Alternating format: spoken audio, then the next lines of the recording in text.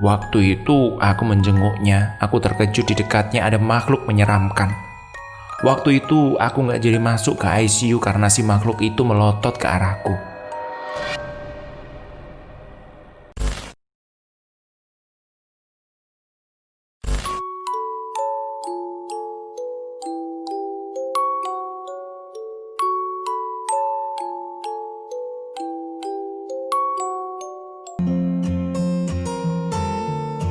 Assalamualaikum warahmatullahi wabarakatuh.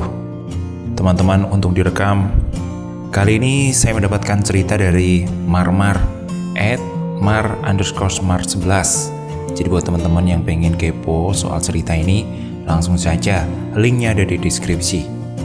Seperti apa ceritanya? Mari kita dengarkan bersama-sama. Tapi sebelumnya, jangan lupa klik tombol subscribe, like, dan juga komen. Santet Pring Sedapur. Cerita ini aku tulis serius. Ini yang terjadi di keluargaku. Banyak nyawa yang berjatuhan. Aku menulis soal ini gak izin mereka, karena mereka tak percaya adanya santet. Mereka bodoh amat. Nama, tempat, dan semuanya aku samarkan. Dulu salah satu dari keluarga cerita ke saya dari awal mula terjadinya mimpi buruk itu. Maaf jika ada yang terlewat karena aku bercerita dari satu sumber saja. Tapi sebelum saya panjang lebar cerita, apa santet Pring Sedapur itu? Santet Pring Sedapur adalah santet sangat mematikan dan berimbas hingga 7-12 keturunan dan akan mati secara mengenaskan. Orang yang terkena ilmu bambu sedapur ini satu persatu keluarganya akan mati sampai habis nasabnya. Saking mematikan ilmu santet ini, sangat jarang digunakan oleh orang untuk menghabisi korbannya. Hati-hati dengan jenis santet Pring Sedapur atau bambu serumpun ini. Jika ada orang yang terkena ilmu ini, maka Anda jangan sekali-kali merasa bisa menyembuhkannya jika Anda kurang yakin akan kemampuan. Pasti kalian sudah pernah membaca soal ceritaku di santet Pring Sedapur lain ya. Intinya sama, beberapa keturunan akan mengalami nasib yang sama, yaitu kesialan dan paling parah adalah kematian. Mari kita mulai ceritanya. Ini cerita dari awal semua mimpi-mimpi burukku. Pada zaman kakek, aku dapat cerita ini dari salah satu anaknya. Hidup bertetangga pasti ada suka dan duka. Pastilah senang jika kita memiliki tetangga yang baik, tetapi pasti sedih jika kita memiliki tetangga yang buruk dan jahat. Aku memilih membuat cerita ini dari hari Selasa, karena hari Selasa menurutku hari bagus untuk menceritakan kekacauan di keluarga ini. Tetangga, ya, tetangga yang jahat pasti ada contohnya tetangga dari kakek. Awal mulanya biasa saja, tapi makin hari makin menjengkelkan keluarga itu. Ya, masalahnya aku tak bisa menceritakan secara detail sih. Aku gak tahu yang dimaksud tetangga sebelah itu tetangga yang di depan, atau waktu itu mereka berebut perbatasan semeter aja soal tanah. Biasalah, perbatasan rumah pasti ada permasalahannya. Itu yang bikin mereka berantem, padahal faktanya tanah semeter itu masih milik tanah kakek. Terus ada masalah lain. Kakek menyuruh tetangga tersebut untuk membangun rumah kakek. Tetapi si tetangga itu jahat banget. Kakek menyuruh untuk membeli bahan bangunan yang terbaik, tetapi malah dibelikan yang berkualitas buruk. Dan sisa uangnya malah dibikin membangun rumahnya sendiri. Itu benar-benar kelewatan. Sebenarnya permasalahannya banyak sih, tapi yang saya tahu ya itu saja. Mungkin tidak sampai aku ceritanya lebih detailnya. Ya, tetangga tersebut adalah dukun dan tabib. Ia sudah terkenal menyembuhkan orang-orang sakit dan kena santet di mana-mana. Pada dasarnya keluarga kakek terkenal galak. Mau si kakek atau istrinya sama saja galaknya. Apalagi kalau ngomong pasti menyakitkan di hati. Berbagai pertengkaran telah dilalui. Si kakek geram dengan tetangga itu, dan akhirnya si kakek ngomong ke tetangga itu "Dasar, kau nggak punya agama." Itulah kata-kata yang sempat keluar dari mulut kakek. Aku nggak tahu kakek ngomong apa lagi. Yang jelas kakek banyak banget ngatain tetangga. Kata-kata kasar kakek itu benar menyakitkan. Tetapi kalau dia nggak dijahatin dulu, ia juga bakal begitu. Ini sudah dilewat batas kesabaran kakek. Beberapa hari dan minggu berikutnya, si istri kakek sakit dengan tiba-tiba. Dia tiba-tiba tidak bisa bangun dari tempat tidurnya. Sudah dibawa ke rumah sakit, tetapi kata dokter tidak ada penyakit sedikit pun di sana. Sudah berobat kemanapun, tapi takdir berkata lain. Si istri kakek meninggal dunia tanpa penyakit apapun. Kakek saat itu benar-benar sedih. Setelah kepergian istrinya beberapa tahun kemudian, si kakek mengalami kecelakaan ditabrak motor. Sempat berhari-hari kakek dirawat rumah sakit, namun akhirnya kakek juga meninggal. Dan ketika istri kakek sakit dan kakek mengalami kecelakaan itu tepat di hari Selasa, kepergian kakek dan sang istri sangat meninggalkan kesedihan bagi para anaknya. Apalagi para anaknya belum cukup dewasa, mereka meninggalkan 5 anak lebih. Aku nggak tahu berapa anak, yang jelas itu lebih dari 5. Bertahun-tahun sudah mereka ikhlaskan dengan kepergian orang tuanya. Sampai akhirnya mereka mempunyai keluarga masing-masing dan sampai memiliki keturunan. Tapi ternyata mimpi buruk itu belum selesai. Ini cerita dari sudut pandang anaknya. Kami hidup rukun sebagai kakak beradik sampai kami memiliki anak masing-masing. Anak-anak kami juga hidup bahagia, tapi kebahagiaan kami cuma sesaat. Keponakanku atau anak dari kakakku mengalami kecelakaan. Kecelakaan itu juga tepat di hari Selasa. Ia dirawat berminggu-minggu di rumah sakit sampai kehabisan banyak biaya. Tapi nasib buruk menimpanya. Ia dinyatakan meninggal oleh dokter. Kami juga sangat terpukul atas kepergiannya. Dia laki-laki, benar-benar pendiam dan tentu baik sekali. Tetapi ternyata Tuhan berkehendak lain. Setelah itu nasib sial selalu mendatangi kami. Tepatnya anggota kami yang lain tiba-tiba sakit-sakitan dan berujung kematian. Yang sakit ini banyak juga, tapi aku gak bisa ceritain karena gak tahu detailnya seperti apa.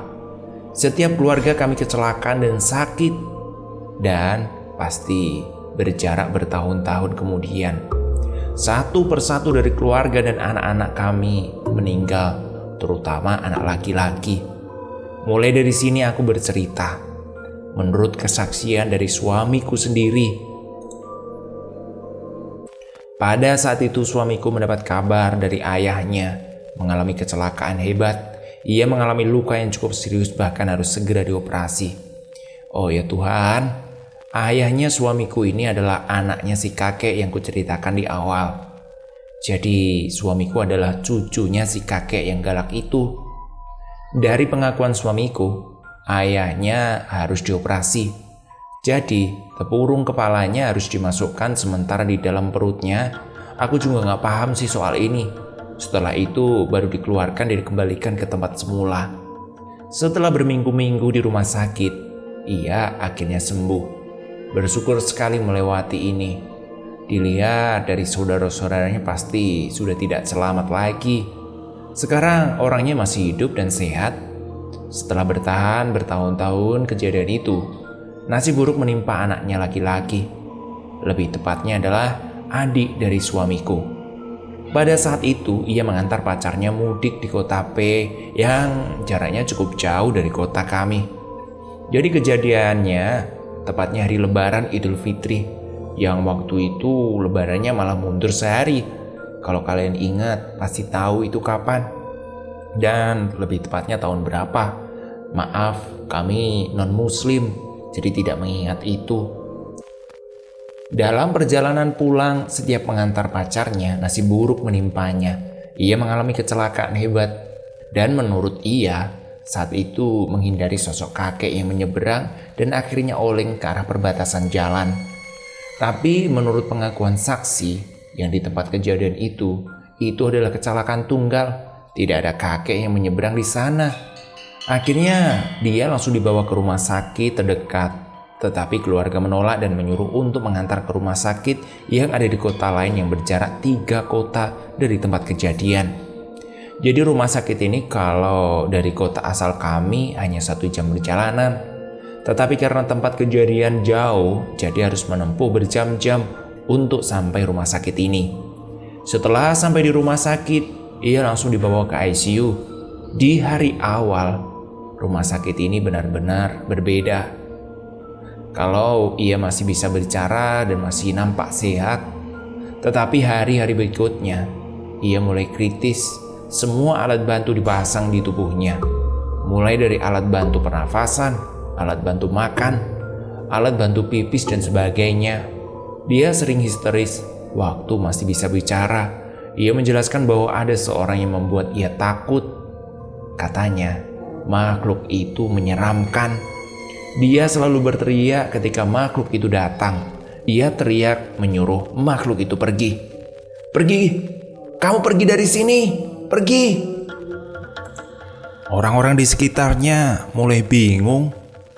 Melihat kondisi dia seperti itu, mungkin sudah depresi. Saat aku menulis cerita ini, gak terasa air mataku keluar. Betapa kejinya orang yang mengirimkan santet pring sedapur ini kepada kami. Bahkan orang-orang yang gak tahu apa-apa juga kena imbasnya. Di hari berikutnya, masih sama, ia sering memberontak dan berteriak histeris. Sampai kedua tangan dan kakinya diikat supaya ia tidak mencelakai dirinya sendiri. 40 hari lebih ia berada di ICU. Ratusan juta sudah dikeluarkan oleh keluarganya untuk biaya. Dia sering bilang, "Aku ingin pulang. Aku ingin pulang." Itulah teriakannya.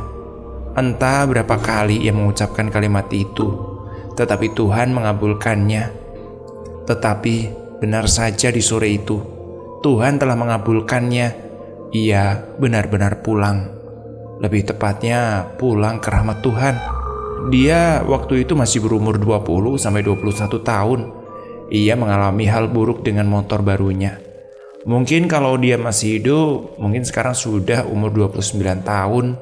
Dia tinggi, ganteng, macung. Semoga saja dia tenang. Dia adalah adik iparku. Mungkin setelah kepergian adik iparku, kalian berpikir sudah selesai. Belum. Ini masih berlanjut. Tahun demi tahun setelah kepergian dia, perasaan sedih masih terpendam terutama pada sang ibu. Sang ibu trauma ketika saat lebaran mereka tidak boleh keluar rumah. Ia takut keluarganya akan bernasib sama di waktu yang sama. Bahkan sang ibu juga takut berboncengan dengan motor. Dia sangat trauma dengan kejadian-kejadian yang menimpa keluarga ini. Beberapa tahun kemudian, anak pertamanya, yaitu suamiku, menikah denganku. Ibu itu sekarang menjadi mertuaku, tapi hanya beberapa saat saja. Tentang ibu mertuaku, aku pernah bercerita dalam Treat Firasat. Mungkin besok aku ceritakan. Dan keluarga dari suamiku adalah orang perantau. Ia bukan berasal dari pulau ini. Di tempat asalnya, ia punya rumah tetapi mereka tinggalkan. Malah pindah di pulau ini dan memilih mengontrak sampai berpuluh-puluh tahun lamanya. Setelah anak laki-laki menikah, ibu mertuaku ingin mempunyai rumah sendiri di pulau ini. Rumah yang diidam-idamkan akhirnya dimiliki. Saking senangnya, ibu mertuaku sampai ikut merenovasi sendiri. Setiap pekerjaan dia selalu ikut, memasang keramik, merobohkan tembok dan mengecat tembok. Sebelum pindah rumah, dia selalu bilang, "Nanti kalau mami pergi, rumah ini tolong dibersihkan ya." Itu benar-benar teringat sekali dalam pendengaran kami. Dia selalu bilang seperti itu. Mungkin lebih dari 3 kali. Mami mau pergi, entah ke kota M atau entah kemana. Jangan lupa ya selalu dibersihkan rumahnya. Itulah ucapan dia. Aku bingung kenapa ia mengucapkan hal ini. Mami mau pergi. Mami mau pergi. Ada hal yang mengganjal dalam pikiranku, tapi aku tidak bisa mengartikannya. 2 hari lagi kami akan pindah ke rumah baru.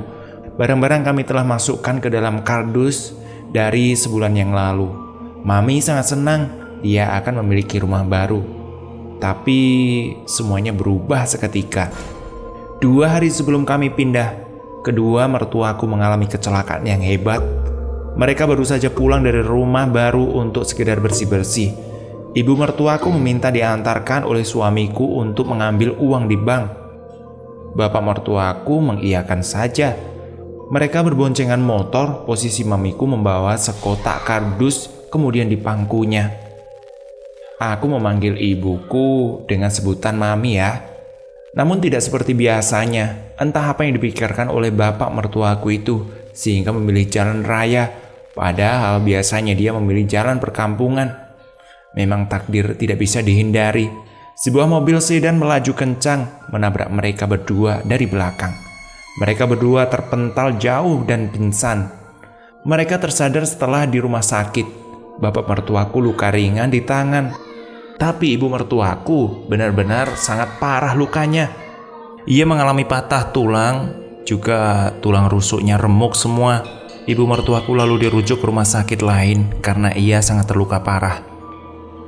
Sesampainya di rumah sakit rujuk, ia mendapatkan alat bantu mulai dari alat pernafasan, alat bantu makan dan semuanya. Rumah sakit ini sama ketika anak laki-lakinya dirawat saat mengalami kecelakaan itu. Kulihat keadaannya sangat menyedihkan. Yang sehari kemarin ia senang karena akan pindah di rumah baru. Sekarang ia harus menginap di rumah sakit dengan keadaan koma. "Ibuku kenapa? Kamu tahu sesuatu kan?" tanya ibuku padaku. "Aku nggak tahu," ucapku bingung. "Ngomong aja." Kamu tahu sesuatu kan?" ucapnya, matanya sedikit merah seperti akan menangis. Aku gak tega dengan suamiku.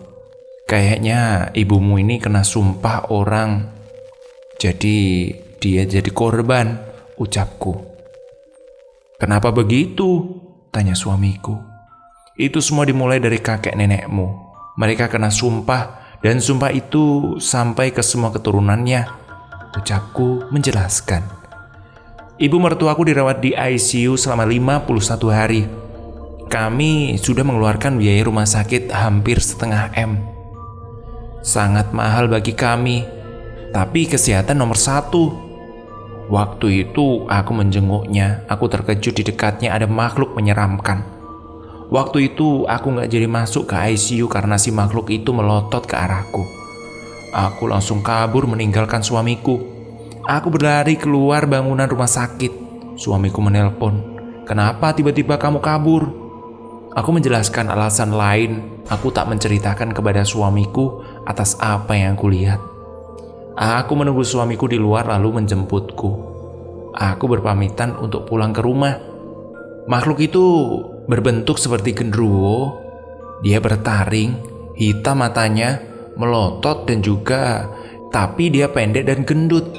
51 hari mertuaku dirawat ICU, dia beberapa kali bilang aku ingin pulang. Sama persis yang dikatakan anaknya waktu itu. Kami kasihan melihat keadaannya. Jika tidak dibantu dengan alat pernafasan, pasti di minggu pertama ibu sudah meninggal. Dari awal masuk ICU, ia belum dioperasi oleh dokter. Kata dokter jika ingin dioperasi harus bisa bernafas sendiri minimal 60%. Tetapi ibu mertuaku hanya bisa bernafas dari pernafasan sendiri hanya 30% saja. Sisanya dibantu oleh alat pernafasan. Akhirnya keluarga sepakat untuk mengikhlaskan beliau. Sudah tidak ada harapan lagi untuk sembuh. Jika sembuh pun akan mengalami kelumpuhan. Biaya perawatan hampir setengah M. Kami sudah tak cukup lagi untuk membayarnya. Kami juga kasihan kepada beliau harus merasakan sakit terus setiap hari. Dan akhirnya semua alat bantu dilepas. Keluarga kami sudah ikhlas. Baru beberapa jam sesudah itu, ibu mertuaku menghembuskan nafas terakhirnya. Beliau sudah bertahan hampir 2 bulan. Tapi ternyata Tuhan berkehendak lain. Selang 2 hari kematian ibu mertuaku, kami dapat telepon dari adik, dari bapak mertuaku jika suaminya meninggal karena sakit. Dia dirawat di rumah sakit selama seminggu. Ia meninggal karena penyakit gula. Belum sembuh duka kami kehilangan ibu mertuaku. Kami harus mendapatkan kabar duka lagi. Dalam seminggu kami kehilangan anggota keluarga. Jadi ibu mertuaku dan satu lagi meninggal, menantu dari kakek yang galak itu.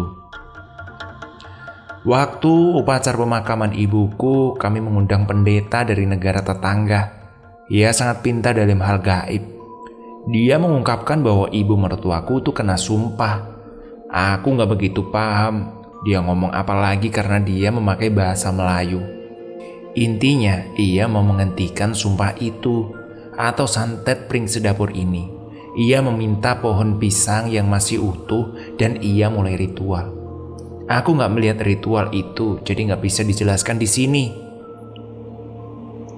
Setelah ritual itu, ia menjelaskan bahwa sumpah ini telah selesai. Aku gak yakin dengan pendeta ini. Aku menjelaskan benteng itu akan pecah juga akhirnya, karena santet ini gak mudah dihentikan. Aku menjelaskan kepada yang lain bahwa ini masalah serius dan harus ditangani yang lebih tahu dan pandai. Tapi mereka bodoh amat dan tak percaya omonganku. Mereka mengatakan sudah ditangani pendeta itu. Aku pun cuma bisa diam saja.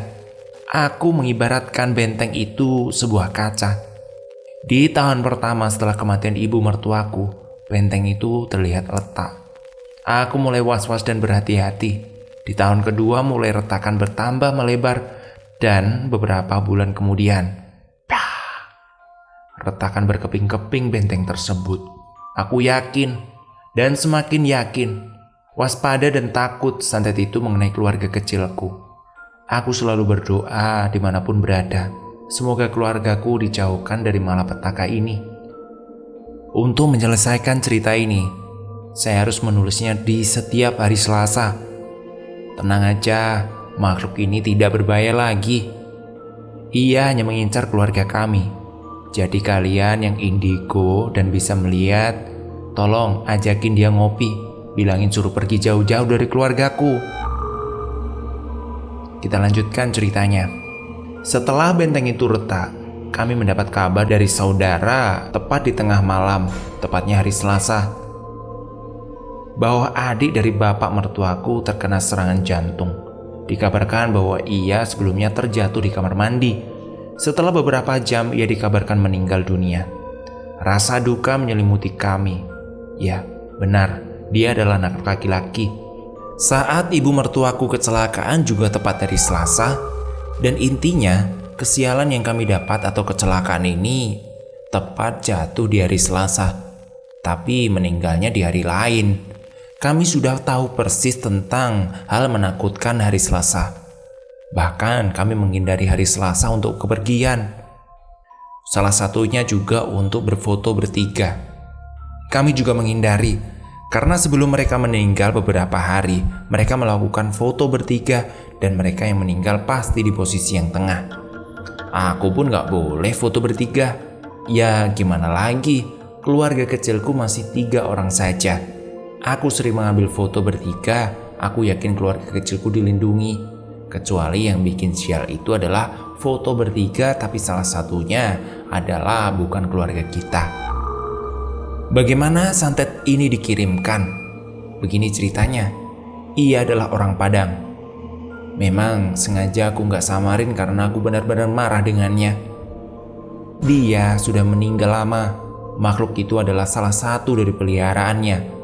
Dia memang terkenal jahat. Dia yang mengirim santet itu. Mau dihentikan juga orangnya sudah meninggal. Si makhluk ini takkan berhenti mencari tumbal jika tak diberhentikan oleh pemiliknya sendiri. Nanti kalau ada waktu, aku mau datang ke Ningsih Tinampi biar bisa menghentikan tuh santet. Kasihan anggota keluarga yang menjadi korban. Jadi ini masih 2 turunan ya. Masih bisa berlanjut sampai ke 10 turunan lainnya. Dan pesan kami yang rajin sembahyang. Ya intinya yang rajin sembahyang pun terkena santet, apalagi yang tak pernah sembahyang. Ini benar-benar menjadi nasihat sekali bagi kami. Bukan hanya sakit, tapi dari kecelakaan pada saat hari Selasa. Tetapi rumah tanggaku pertengkaran dari kecil sampai besar juga hari Selasa. Contohnya seminggu lalu. Tepatnya hari Selasa aku bertengkar dengan salah satu keluarga. Aku berpikir kenapa aku sebagai menantu harus terkena imbas dari santet ini. Memang santet ini membuat keluarga kami benar-benar kacau. Jika suatu saat nanti aku juga menjadi korban dari kegilaan santet pring sedapur ini, setidaknya aku sudah meninggalkan tulisan ini. Kalian yang mendengarkan menjadi saksi.